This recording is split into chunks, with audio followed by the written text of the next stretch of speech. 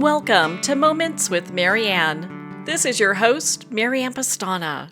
And we're here today with Maya van Rossum, who's here to share with us her new book, The Green Amendment, The People's Fight for a Clean, Safe, and Healthy Environment. So Maya is a veteran environmentalist on a mission to use our state and federal constitutions to empower activists and provide hope to communities everywhere seeking to address environmental racism, the climate crisis, and the ongoing ravages of polluted water and air, toxic contamination, and withering ecosystems nationwide.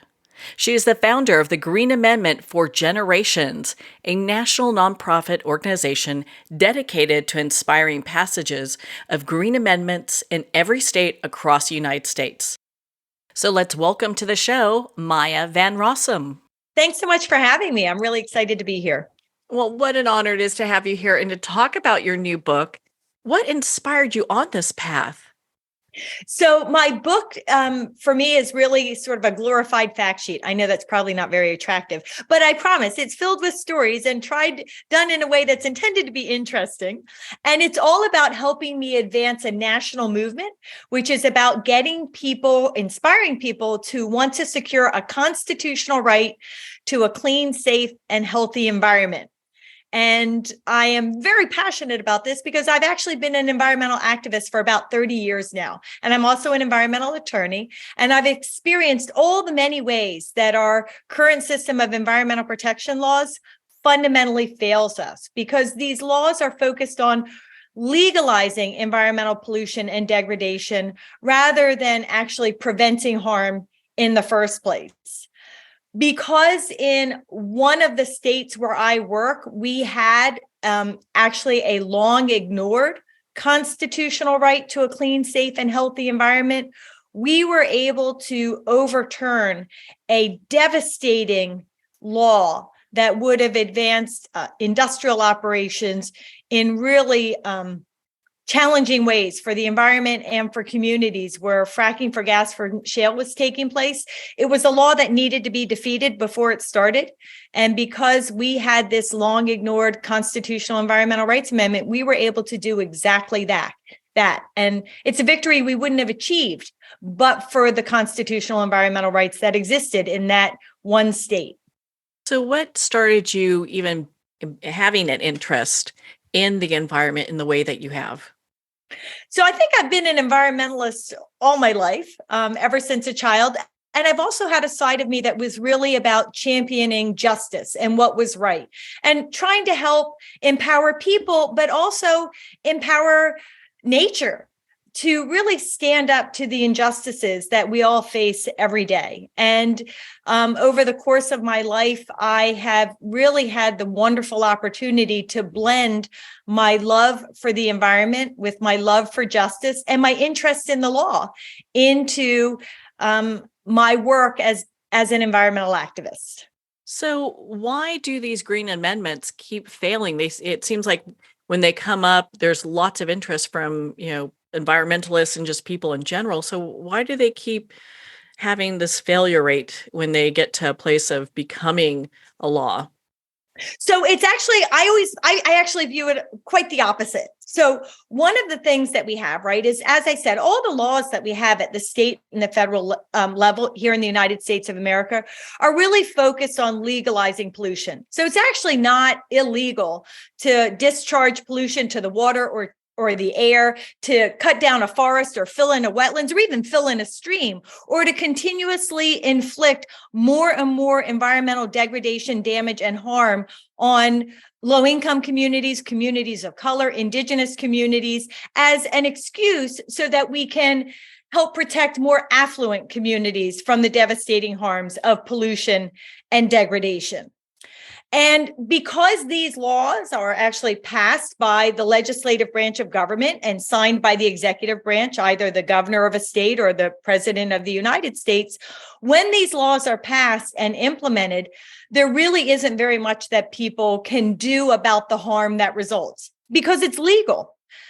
But if we have a constitutional right that's placed in the Bill of Rights section of our state and federal constitutions and actually raises up environmental rights so they're given the same most powerful constitutional recognition, protection, and standing as the other fundamental rights we hold dear, things like the right to free speech, freedom of religion, private property rights, civic rights. If we put environmental rights on par with those other fundamental rights, when our government behaves in a way, whether it's passing a law or issuing a permit or undertaking any kind of government program that results in the infringement on the right of the people to basic fundamentals of life, like clean water and clean air, a stable climate, and healthy environments, we can actually turn to the Constitution and our constitutional right to these things to challenge those devastating government actions. But in the absence of a constitutional right, again, with these laws in place, there really isn't much that people can do about it. Now, across our nation, almost every single state actually talks about the environment, even talks about environmental rights in their constitutions. But there are actually only 3 states, Pennsylvania, Montana, and because of our work last year, New York, which place environmental rights at this highest constitutional level. And in those states, we're seeing powerful progress when it comes to the environment. My mission is to get this kind of right in every state constitution across our nation. And so as you've suggested, I have been going across the nation, state by state by state, working with communities to advance this idea of a Bill of Rights green amendment to protect their environmental rights. But getting a constitutional amendment passed, while it is very accessible at the state level, amendments of state constitutions happen with quite regularity, it is a higher lift because we are amending a constitution. We're not just passing another law. And so in order to meet the standards necessary to change the Constitution, there's a higher bar for passage. So it tends to take us a couple of passes, a couple of years to be able to make it happen. We have to get people educated so they understand why this right is so powerful and so important, and that they then start to speak to their government officials, get them on board with advancing this constitutional amendment, this constitutional change. And once we have everybody educated and really understanding what we're talking about, that's when we see passage come actually quite quickly. When that does happen, we get to this place where these amendments have been passed. How is it enforced? Because I think I know a lot of people are looking at how clean water has been handled, and there's been the Clean Water Act, and where does the enforcement come from? So the way a constitutional environmental rights amendment, a green amendment, right? Because not every environmental rights amendment is a green amendment. As I said, there are lots of environmental amendments in state constitutions, but only 3 states have green amendments that put the environment at this highest level. When we get that kind of environmental right in the Bill of Rights section of our constitutions, those amendments, those rights get implemented actually the same way all the other rights we hold dear, right? We can think about the right to free speech or the right to freedom of religion. In the first instance, our government officials, every time they take an action, pass a law, pass a regulation, issue a permit, institute a policy or a program, every time they do one of these things in a way that could infringe on the right of the people to free speech, they have to take a step back and they have to think, how can I advance this good government action I'm seeking to advance, or maybe not so good, and do it in a way that doesn't infringe on the right to free speech? And so they have to find a way to make it work. So from the get-go, every time government engages in action or activity, having this constitutional right means that the right to clean water, clean air, a healthy environment, and a stable climate is given this careful, thoughtful consideration throughout the decision-making process right from the beginning, when actually the ability to change things and put in place greater protections is much more doable, much more accessible. If our government behaves in a way, though, where we think they got it wrong, intentionally or unintentionally, and the ramification of the law they passed or the permit they issued means that people are drinking poisoned water or breathing air so contaminated that it's giving kids with cancer or causing asthma attacks or heart attacks, or they're destabilizing our climate. If they're doing these things in a way, right, that's infringing on our constitutional right to a clean, safe, and healthy environment, then we, the people, because we have a constitutional right, can now take them to court and say, while what you did, while your behavior may have been in compliance with laws or regulations, it's resulting in a violation of the Constitution. And the Constitution is the highest legal authority we have here in the United States of America, whether it's at the state level or at the federal level. And so people can then turn to the courts to enforce their constitutional right to a clean, safe, and healthy environment and challenge that bad government action. If you don't have a constitutional right, when government complies with the law, even if people's lives are being devastated, we're kind of stuck, left to having to try to engage in protest or elect better people to office to turn things around. But if we have a constitutional right, then we, the people, actually have that higher legal authority that we can use to try to set things right. What are your thoughts on passing green amendments, especially now during our political climate? Well, it's one of the things that's so beautiful about the constitutional right to clean water, clean air, a stable climate, and healthy environments. We all know how much, regardless of how much money we have, regardless of the color of our skin, regardless of our political affiliation, we all know that we need clean water and clean air. We all want our family and our friends, our children, to be able to go to their home or office or school faucet and get a glass of water that's going to be safe to drink. We all know, except for maybe those who are in climate deniers, but that a changing climate has serious ramifications for our health, for our safety, for economic vitality, for future generations. And so what we find with this Green Amendment movement is that it can really be an environmental pathway that brings everybody together in common cause. Because we're not, all we're saying is that we as people, when we're born here on this earth, we have an inalienable human right to clean water and clean air and a healthy environment. And we want that right enshrined in the Constitution alongside the other precious freedoms that we enshrine in the Bill of Rights section of our Constitution, so that when we, the people, need the power to defend that inalienable human right, it is there for us to turn to.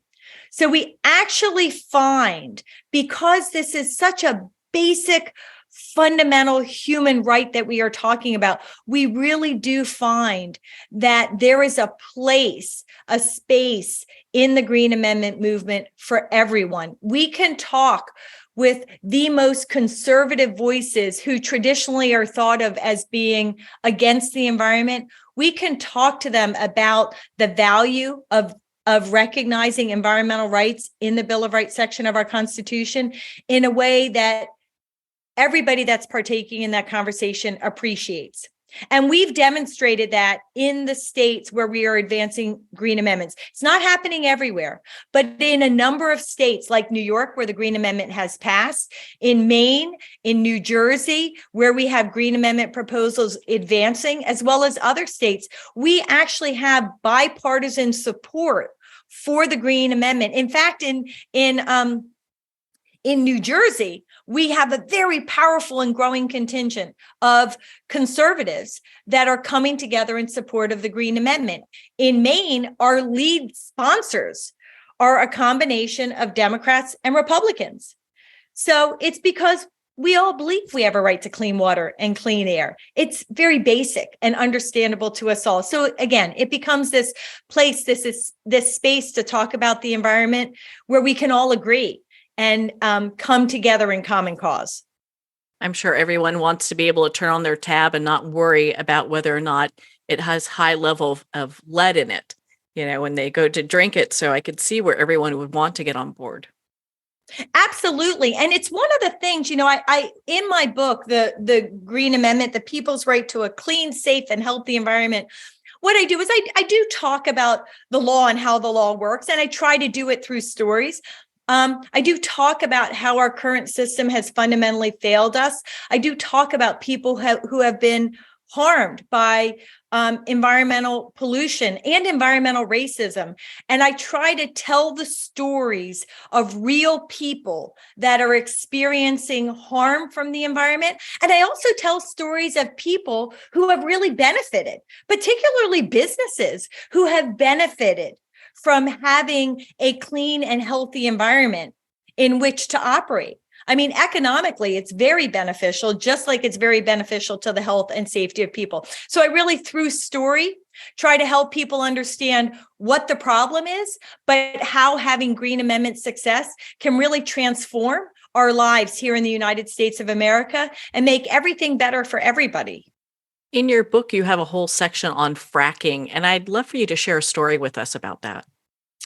So fracking, for those who are not aware, although I think at this point, most people are aware, fracking is a technology where it's a very highly industrial technology where the industry drills deep down, a couple of miles down into the earth, and then bends and goes horizontally and drills for a couple of miles, and then shoots massive millions of gallons, 15 to million gallons of water that is laced with dangerous toxins into that borehole, and tries to shoot that water with those toxins through the borehole into the geology of the earth, very literally shattering the geology of the earth in order to release little bubbles of gas that are trapped there, bring it up to the surface in order to create gas to fuel things. It is a very invasive, it is a very dangerous, it is a very damaging industrial process that contaminates water, contaminates air, decimates forests, decimates ecosystems, and is a major, major and growing contributor to the climate crisis because of the methane emissions and other greenhouse gases that it emits. And actually in the book, particularly the chapter that focuses on fracking, I really tell a number of stories of a number of families whose lives have been devastated. One of those families is the Bjorn Barrison family that live in central Pennsylvania. A relatively rural part of Pennsylvania, but they are literally surrounded by fracking operations. Where they live, the children are exposed to fracking operations north, south, east, and west. Where the children go to school, the school is surrounded by fracking operations. There's really nowhere that they can go in their daily lives to get away from the contamination that is released into the air and into the environment from these fracking operations. Lois, Bjornson Bowers, has really been raising up the alarm bells around fracking for a number of years, trying to get in place critical protections in order to protect her family. And there was a scientific study that was being done by an environmental organization, and she volunteered for her family to have their blood tested with the blood of others in their family. And what they found was that the entire family had dangerous contaminants in their blood, including her young son, who had naphthalene and benzene and all other kinds of dangerous toxins actually flowing through his blood. And the levels were so high, it became quite a shock for the family and really made them fearful, because these kinds of contaminants have serious, serious health consequences. And so just having that knowledge helped Lois, of course, in her advocacy to try to get greater protections for her community. But it has also helped inform government officials who are trying to learn about how fracking impacts their communities and what they can do about it. And just for me, the story of Lois and her family and her young son, Gunnar, was particularly poignant because Gunnar is the same age as my son, Vim, and just imagining what it would feel like to have my son living in that kind of environment in his home, in his school, where he played with his friends, always being exposed to these dangerous contaminants that were literally invading his body at very high and dangerous levels, was, as a mother, just something that really wrenched my heart. You touched on this earlier, but I'd love for you to go into more detail. You mentioned environmental racism. What is that and what does that look like? So environmental racism, it's actually something that happens quite legally under our laws, unfortunately.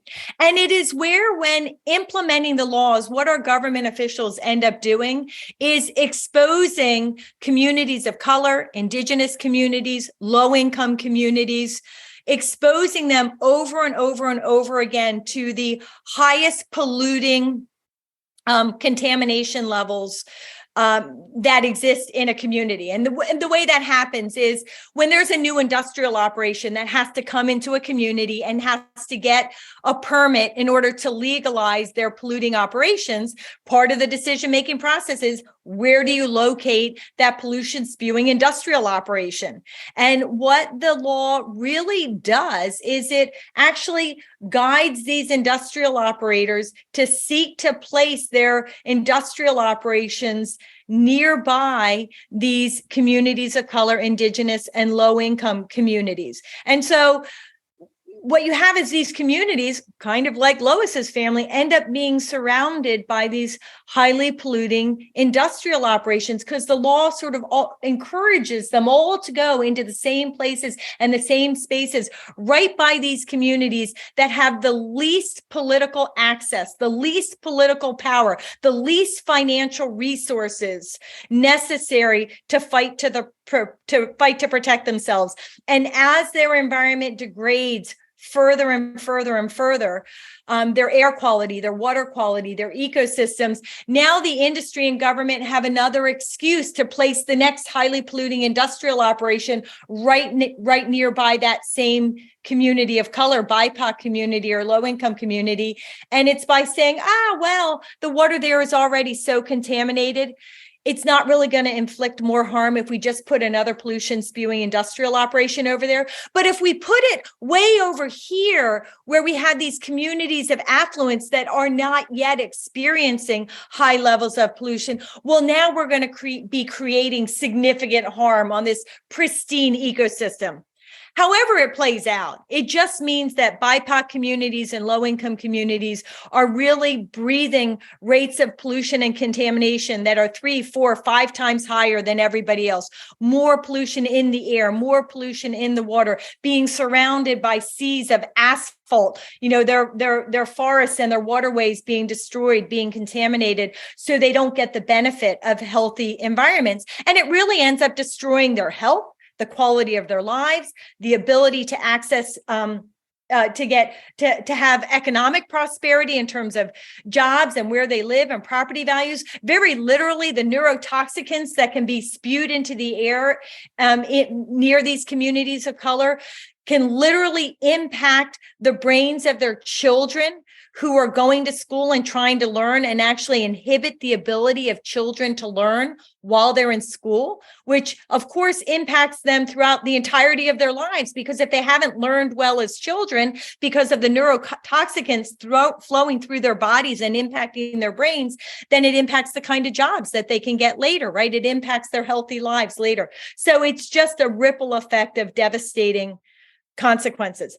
That is environmental racism, where our laws systemically are written and implemented in a way that sacrifices these communities of color, indigenous communities, and low-income communities over and over and over again, devastating their lives so that everybody else can be protected from those high levels, those same high levels of pollution and degradation. It's just abhorrent. So, Maya, how can people get involved? Well, the other beautiful thing about the Green Amendment movement is there really, like I said, there's a place and there's a space for everyone. The way Green Amendments, well, the movement is starting at the state level. So because constitutional amendments is a more successful and accessible process at the state level. And because the states, by their very nature, actually have a lot of power when it comes to environmental protection, I really am encouraging our Green Amendments movement to focus first at the state level. If we hop to the federal level first, we're not going to succeed. And it's going to, sort of suck all the oxygen and all of the resources out of the room while people are struggling for this federal amendment that is really at this current moment with the political climate we have at the federal level is unlikely to be achieved now until we lay the foundation of understanding and support necessary. But if we focus at the state level, go state by state by state, as we get amendments passed, we're getting not only tremendous additional protection for our environment and our environmental rights, but we're educating the communities, the public, legislators, and putting in place the foundation of knowledge and understanding necessary to eventually get a federal Green Amendment. Now, every Green Amendment in every state, we're advancing Green Amendments in, over a dozen states at this point. We have 3 Green Amendments passed, but we have over a dozen states where they're advancing from coast to coast and also in the middle of the country. The language is different. The strategy is different. The partnering organizations are different. It all is being designed to suit the personalities of that community.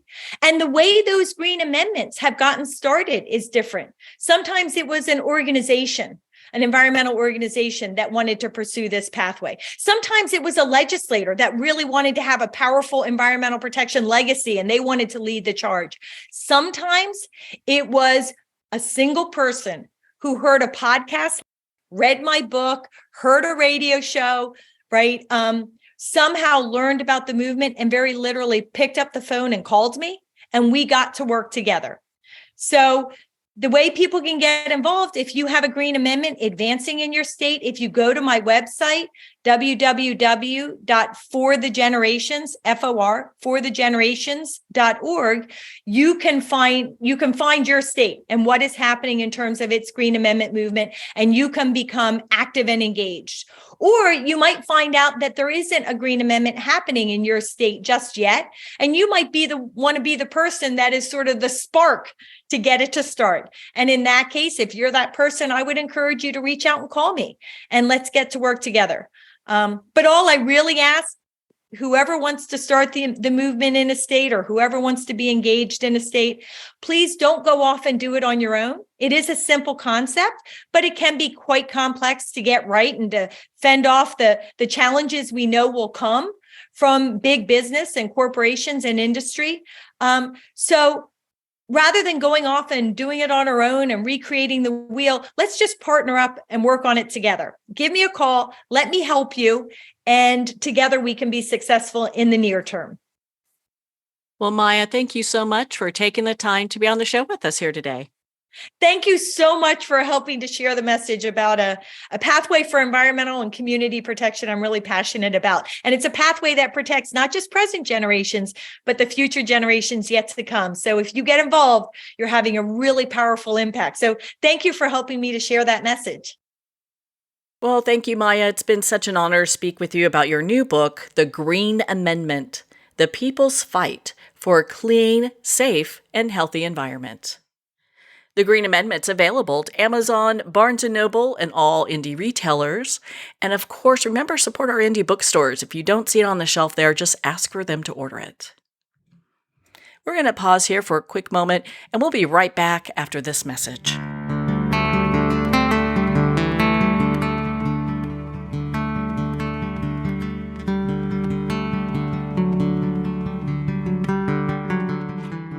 I'd like to thank Jason Eastwood at Guitarfulness for sharing his inspiring music and talent with us.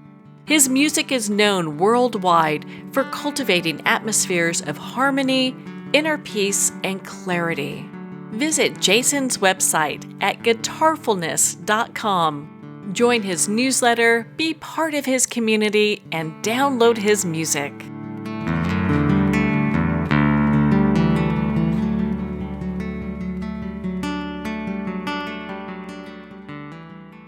Well, we're at the end of our time today. I'd like to thank everyone for tuning in. You've been listening to Moments with Marianne, where we make every moment count.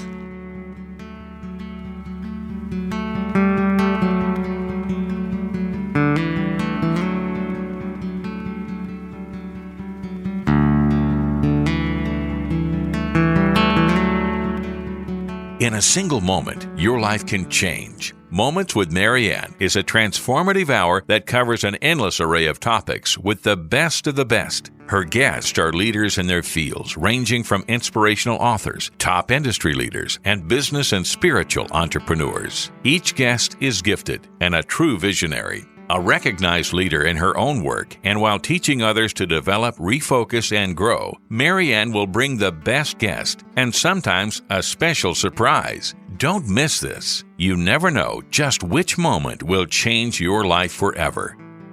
Make sure to tune in and visit momentswithmarianne.com for more information.